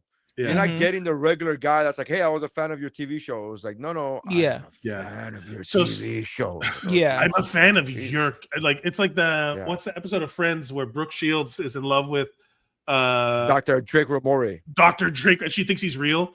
Yeah, Yeah, that's yeah. the people you get if they pay $1,000 to go see. So he's like, someone's like, I paid $300 for a meet and greet and autograph package with Stan Lee. That's a good one. $300. That's That's, a good one. not bad. Yeah. He He was much higher before he passed, though. I think he was. yeah. Because he came to Bro, There's Super also Medical no Bowl. bills. rare. Yeah, medical 900 bills bucks or something. get in the way. Medical bills Yeah. get in the Yeah. way, bro. Yeah. He had an on-site nurse. I'm not even kidding. Like he had No, an yeah, on-site yeah. nurse with him. Yeah. I'm not. We went yeah. we went to a convention. Mercadal and I went to a convention where we saw somebody that should have had an on-site nurse. That's a story for another. Wow. Yeah, I'd forgotten about that, dude. Wow. Never. I fucking anytime the word convention comes up, I'm like, oh yeah, China. How sad. China. We saw some sad shit. Oh Woo! my god. So somebody said they paid $300 for an autograph from Ewan McGregor at a Star Wars Celebration Anaheim. And they let I him- mean, that's still pretty affordable to me Yeah. for who that is. he was signing a Really? Funko. But it was an autograph, not a photo session. Mark Hamill is $400, which is just out of budget. So Yeah. this is from 2 years ago. So wow. Yeah. Christopher Lloyd and Michael J. Fox. Yeah, Mm. those are my He doesn't say how much he paid. the last time I checked that it was like a whole thing. It was $650, but it was a picture with both of them and the DeLorean, and you can get an autograph. Wow. But the thing is that you couldn't guarantee that the autograph was going to be legible. It was like you take Yeah, what you get. and you could and Brother. the DeLorean couldn't sign anything. Boo! Boo this man. Yeah. What? You know what's so you take what you get. That's a you know what's so funny? You know what's so funny is that that's not even the first thing I'm thinking of when I think of Michael J. Fox. I immediately thought you were making an old joke about Christopher Lloyd Nope. because I don't think that way when I think of Okay, Michael J. yeah. Fox. I see him Well, as pure. I see him yeah. as pure. So- I see him in his ideal form. You know what was Yeah. the best part of that Family Guy joke? Remember that Family Guy joke where he's like on the Stewie's on the roof and there's lightning, and then I mean, the best part Marty- is that he finds all that funny. Like, Marty's on the floor. Marty from Back to the Future. He's Yeah. dressed as Marty, right? And he's like, Doc, I got something to tell you. I got some news. And then Stewie looks dead ass pat into the camera and goes, no. He says, no, I got something to tell you. But Yeah. I got something to tell you about the future. Oh no, the robot! It ruined your punchline. But here now. Oh, no. Ooh. No. So someone else said the most I've Michael J. paid Fox for. not letting you tell the joke. Yeah, that's like, what you get for. now you know what it making feels fun like to of have a Parkinson's. patient. Do you like Hey, not get the- talking? That's what it feels like all the time. Do you like not being able to get the words out of your mouth into other people's ears? I was able to get it out of my mouth. You just couldn't hear me. That's Yeah, that's right. true. That's how he feels. That's how he feels. His You can say it brain now, is Darren. robot. We can hear you now. You could say it now. What was it? No, what made Then he it turned and funny he is goes, that "No, I have what something made to it tell funny you." is that Stewie didn't say Marty. He said, no, Michael, I have something to tell you about your future. He literally changed it from Marty to Michael. And that's what to me is like, oh, that's so fucking funny to me. That's so good. Yeah. The most I've paid for is like $120 or something, and it was for Martin Cove, Billy Zabka, and Ralph Macchio photo op. And it was $120 for all three. It's I'll not take bad. Not bad as a Cobra Kai fan. If I could Yeah, just get Ralph Macchio out of the picture, it'd be great. Yeah, Princess Leia for $75. Only good actors. I only want no. good actors in this picture. Ralph, can you? Yeah. He's not Princess Leia. Someone got Princess Leia for $75. That was Carrie Fisher for $75. They don't. Again, we're only relying on what they tell us. I paid $400 for Tom Hiddleston and Kiwi Kwan for a Loki collab at MegaCon in Orlando. Oh yeah. And he got a hug. Kiwi Kwan also is another like what a positive light bulb of a person that guy is. Yeah. And then he said right The only after I time also I've actually bumped paid- into Hayden Christensen. Oh, That's not bad. the only time I ever paid was for, and I forget his name now, and it's escaping me. I'm really bad with names, guys. Is the original actor from the Flash TV show? Oh yeah, I paid Ship? 40. Yes, I paid $40 for him. Yeah. All right. Wow, I had that name in the recesses of my mind that I didn't even know I remembered that name. Yeah.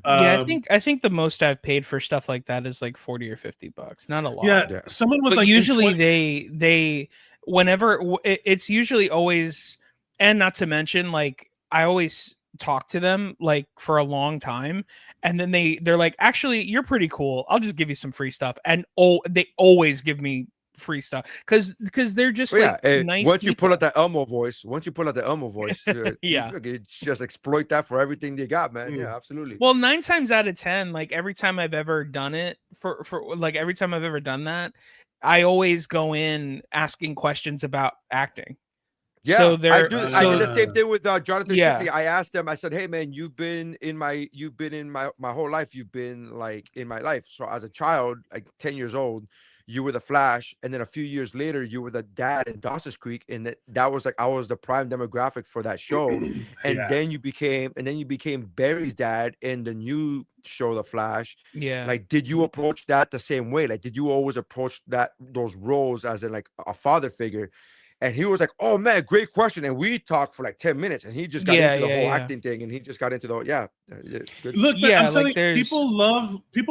So every time I've met somebody on set, anytime I've had any kind of interaction, I remember I got to do, and this is because on set, background is very kind of corralled away from the actors, and usually the stories you hear about people being cool on set are when they're nice to the background people.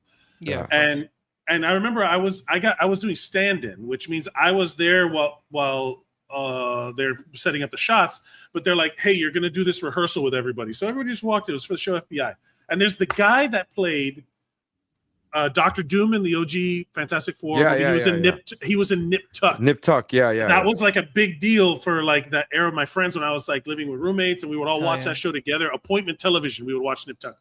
And I remember we were sitting in between shots, and I'm like, thank you guys for being so welcoming. It's kind of odd, this is an odd experience. He's like, and he looked at me, he's like, what? Because he was trying to like remember his lines, and I'm like, I don't want to disturb you. And he's like, do you watch the show? He's like, no, but I was like, I don't watch this show, but I was obsessed with Nip Tuck, and my neighbors, we would all watch it together.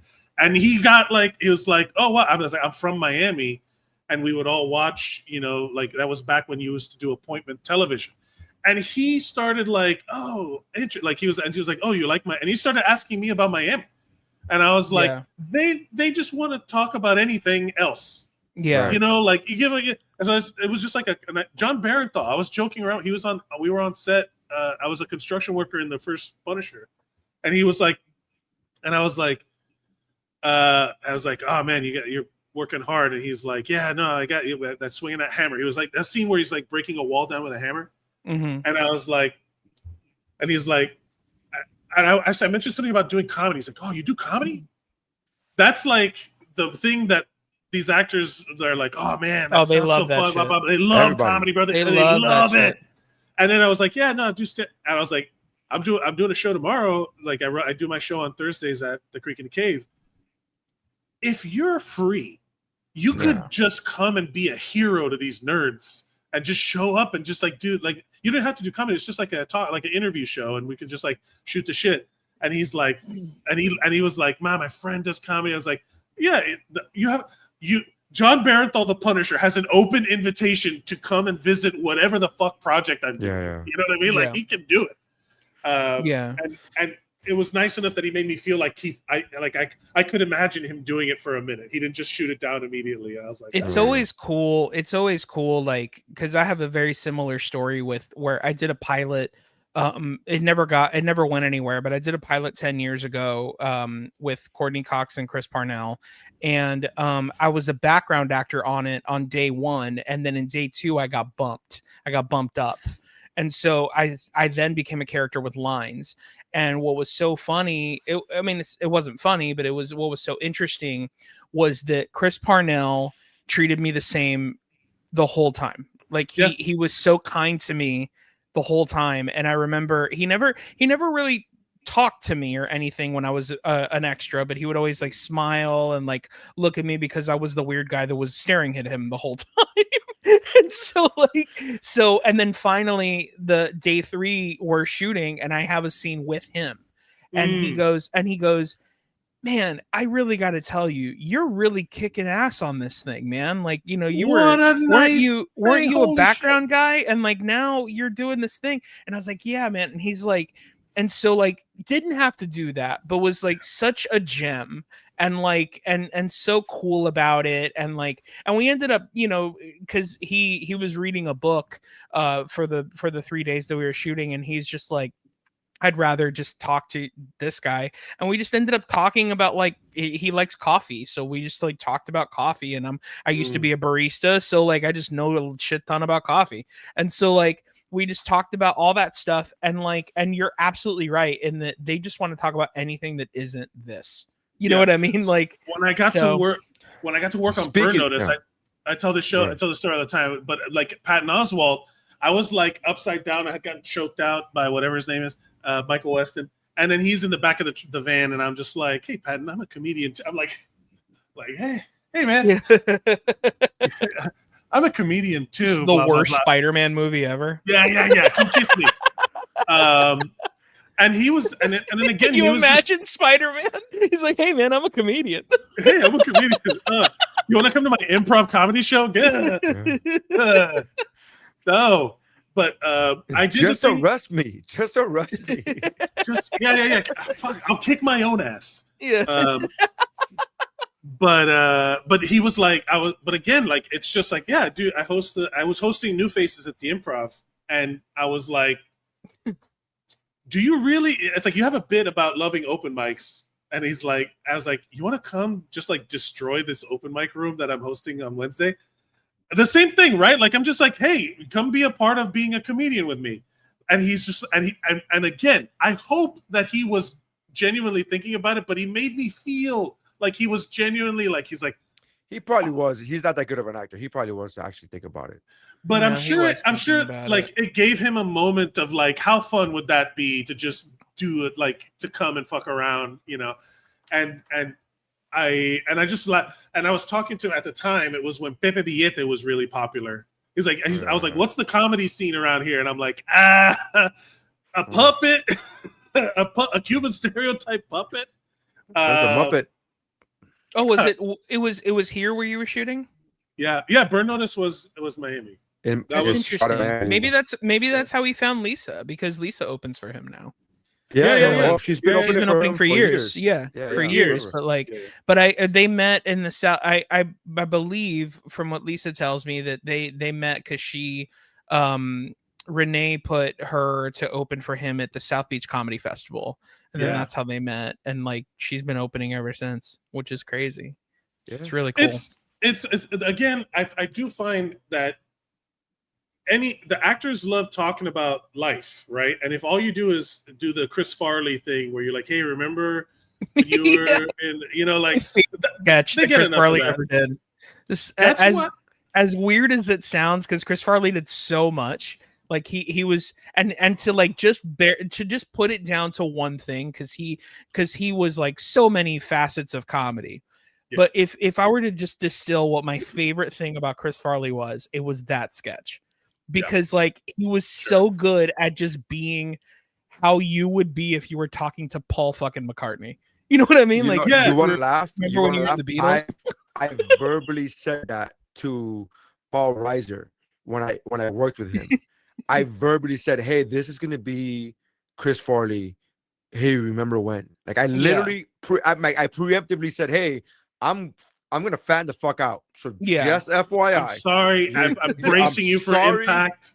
I'm bracing you right now. But remember that episode you did when mad about you? Yeah. Blah, blah. And he was like, "Oh, did I do that?" And I was like, "Yeah." And then you put the baby stroller on the and he was like, "I did that." Like, he was literally like, "I did that." I was like, "Yep." And I kept fucking just. Wow, that's so remember funny. that scene? Remember from your opener, from the host? Yeah, well, I was featured. You were feature. Sorry, my bad. Excuse me. Put some respect on your name. I'm sorry. But I preemptively said, "Hey, this is gonna be Chris Farley, and that's like, this is gonna be that thing." Like, I just let him know. It's just the greatest. It's just the greatest sketch, in my opinion, that he ever did, because it's so incredibly real. Like, I think that's why people love the Hot Ones show the way they do, and like the new Hot Ones now is Mythical Kitchen's Last Meals. I love Last Meals, dude. Last Meals is great. My shit. It's so good, but it's also like these people get to talk about shit where it's like not the usual. Like, all of those press junkets that you see, those things, they're getting bombarded with the same question. Even were there any pranks on set? And like, how did it feel to work with this person right here next to you? And it's like, I'm going to say the same shit. And at a certain point, if you're any kind of comedically inclined person, you want to do bits. Yeah. Like, you're after the third time of answering the same question the same way, it's like, you want to do a bit, and then that's the thing that goes viral, or people are like, can you believe that Paul Rudd said that this woman's an asshole or whatever? And it's like, do you remember Paul Rudd's answer to what was Thor's hammer's name? Now I remember, because he told me last week. It was so funny. But there's no way like Jonathan. He was Jonathan, but it was because he's been asked that a million times. Yeah, there's no way he's gonna fucking come up. Oh God, again this shit. Jonathan. Just now he's just doing bits for himself. Like, he's literally just doing bits for himself. Have you ever been around people and you realize that they're not bit people, and you realize you're gonna have a bad night? Oh yeah, it's the those worst. People that it's like I want to joke around and do bits, and they're just like normal people, and you're like, oh no. Yeah, it's the Pete Holmes joke where he's like, you ever have one of those nights where you're out at a party and you get back home and you're just like, wow, I am not for everyone. Like, just that you just described you just described the majority of my day jobs, the majority of my bosses at my day jobs. Yes. And that's what he's talking about. There was one time where I had a boss where he did get me. Like, we were like really cool, and like we could do bits off each other, like just impromptu, and he was really funny. He was really fun. He was a really cool boss. But there was a coworker of mine that fucking hated me, and I was in this section in this category where I was still transitioning. I was in the training unit, but I was in their unit for like X amount of time, and then I was supposed to be moved to a different department. And when it came down to move me to a different department, they just said, "Hey, we're gonna keep you here." But before that announcement was made, my friends fucking with that coworker, with that old lady, they were like, "Oh, Neri's gonna stay in this department." By the way, that was not a thing. They were just saying that to fucking get a rise out of her because she hated me because I was not for her. Yeah. Doesn't that make you want to be not for her even more? Like whenever that happens, you're just like, I want to lean in. So then I find this out the day before they make the announcements of where I'm gonna stay, where each of us are gonna stay, what department we're gonna all go to. The day before I find out that my friends are fucking trolling this lady by telling her this. I'm in the office with my supervisor. She comes in, she sees me, and she goes, "We'll talk later," to my supervisor, and she leaves. And she goes, "Oh," the supervisor calls her back in and goes, "No, come on, I'll talk to you now." And I was like leaving the office. I'm like, "Oh, I'll give you your space to talk, whatever." And she goes, "No, I don't want to talk about this now." And she fucking left. She was already gone for the day. She already had clocked out, so she left. And then I just how do these people get the balls to talk to the boss that way? And then because she already clocked out. Because she already clocked out. She was already like, "So what? You're on the property." And then so the supervisor looked like the second you clock out, you swipe and be like, "Come on." Yeah, you can't do anything. I'm off the clock. The supervisor looked at me and goes, "Did you have anything to do with that?" Because he already knew he had heard all the shit, right? So he goes, "Did you have anything to do with that?" So funny. And I put my hands up. I swear to God, I put my hands up and I go, "Hey man, I know my audience and I would never do, I don't do that." Like because I know who I'm, I'm not for everybody. Because I know that I'm not for her. I just didn't talk to her. I'm like, I'm just not gonna talk to her or whatever. I'm just gonna go to my people, go to my audience. And I literally said that. I go, "Hey man, I know my audience." And he goes, "Okay." Like that, he took my word for it. He goes, "Right." But I really, literally didn't have anything to do. I was not the one trolling her. The one trolling her. I am the victim here. Yeah. Look, I feel like we've covered a lot today. If anybody go watch every Muppet appearance of anyone that has ever died that has been on the Muppets, because that's when they are their most whimsical and positive and upbeat. If you want Muppet entry point recommendations, please send your questions to WUBro Pod at WUBro Pod on all social media platforms. The moment you're saying that, I'm thinking to myself, did Steven Seagal ever do a thing with the Muppets? Like, I would just love to see it with the Muppets. Hold on, the show's not over yet. Wouldn't surprise me if he did. But I would love to see, because he's such a fucking negative fucking Nancy. He's such a that is bar none by every cast member that worked at SNL, their worst, their most hated experience. Steven Seagal has never officially appeared with the Muppets, though he is referenced in Muppet Wiki due to a passing joke in his film The Glimmer Man, mentioning Sesame Street and occasional pop culture mix-ups with actor puppeteer Jason Segel. Jason Segel's in The Glimmer Man? I don't know. This might be wrong. This is the AI bullshit. That's AI. Weird. Fucking AI. God damn it. But I just love the idea, because you said go watch anything that they're in because they're the most positive. And I just thought, man, to have Steven Seagal in a Muppet movie, because that's the only way you can make that motherfucker positive. I will tell you, if you such a prick. If you don't like the Muppets, I think poorly of you. Right? There's a story that's like so famous about Steven Seagal on SNL. And I think Chris Rock told this. The Arnold Schwarzenegger one? No, the one where literally his whole idea for the bit was just that he was going to beat somebody up for 3 minutes. That was the whole bit. Yes. Yeah, it was the whole bit. So there was another story. There was another story of him on SNL where they were doing the Franz guy. You remember the gym guys? Yeah, Hans and Franz. Yeah. And the original joke was, because they were those two characters were such fans of Arnold Schwarzenegger that they were talking to Steven Seagal like, Arnold Schwarzenegger could beat you up and blah blah blah. Yeah. And during the not the taping, before, when they were just running lines, the reading, when they were reading, they did the whole skit, whatever, and then Steven Seagal goes off to the corner and is just like staring off into the wall. And then they go, "Hey man, are you okay?" And he goes, I just wish Arnold Schwarzenegger was really here so I could beat him up and teach him who." Like, he really thought that was a fucking thing. It's so stupid. Mental health is a real thing. You gotta take care of it. Good Lord. Can you imagine being on a fucking sketch show, on a comedy sketch show, hearing that from two guys in puffy fucking costumes, fake, and being fake. like, and being completely fake, and be like, and then be like, I wish Arnold Schwarzenegger was really here so I could beat him. Shut the fuck up! What are you talking about? Did you ever see there was a Mad TV skit? Me that you like action. I didn't know you would even be into that. Mostly I make fun of action movies in my career. Where's the comedy. I mean, David Cross and I once did a whole night where we showed Steven Seagal movie and made fun of it the whole night on mics. By the way, I was there when he hosted SNL, one of the most famous nightmare, like can't re-show that show ever. As you were leaving the last time I got to interview you, I said, oh, geez, I forgot to ask you about Steven Seagal and when you pitched him a sketch that you had written, and you said, Howard, we'll save that for the next time. Well, it was Hans and Franz. Right. And we were talking to him about, I was helping with Hans and Franz that week. Yeah, I didn't usually help with that piece, but I love those guys. And what iconic characters, Hans and Franz.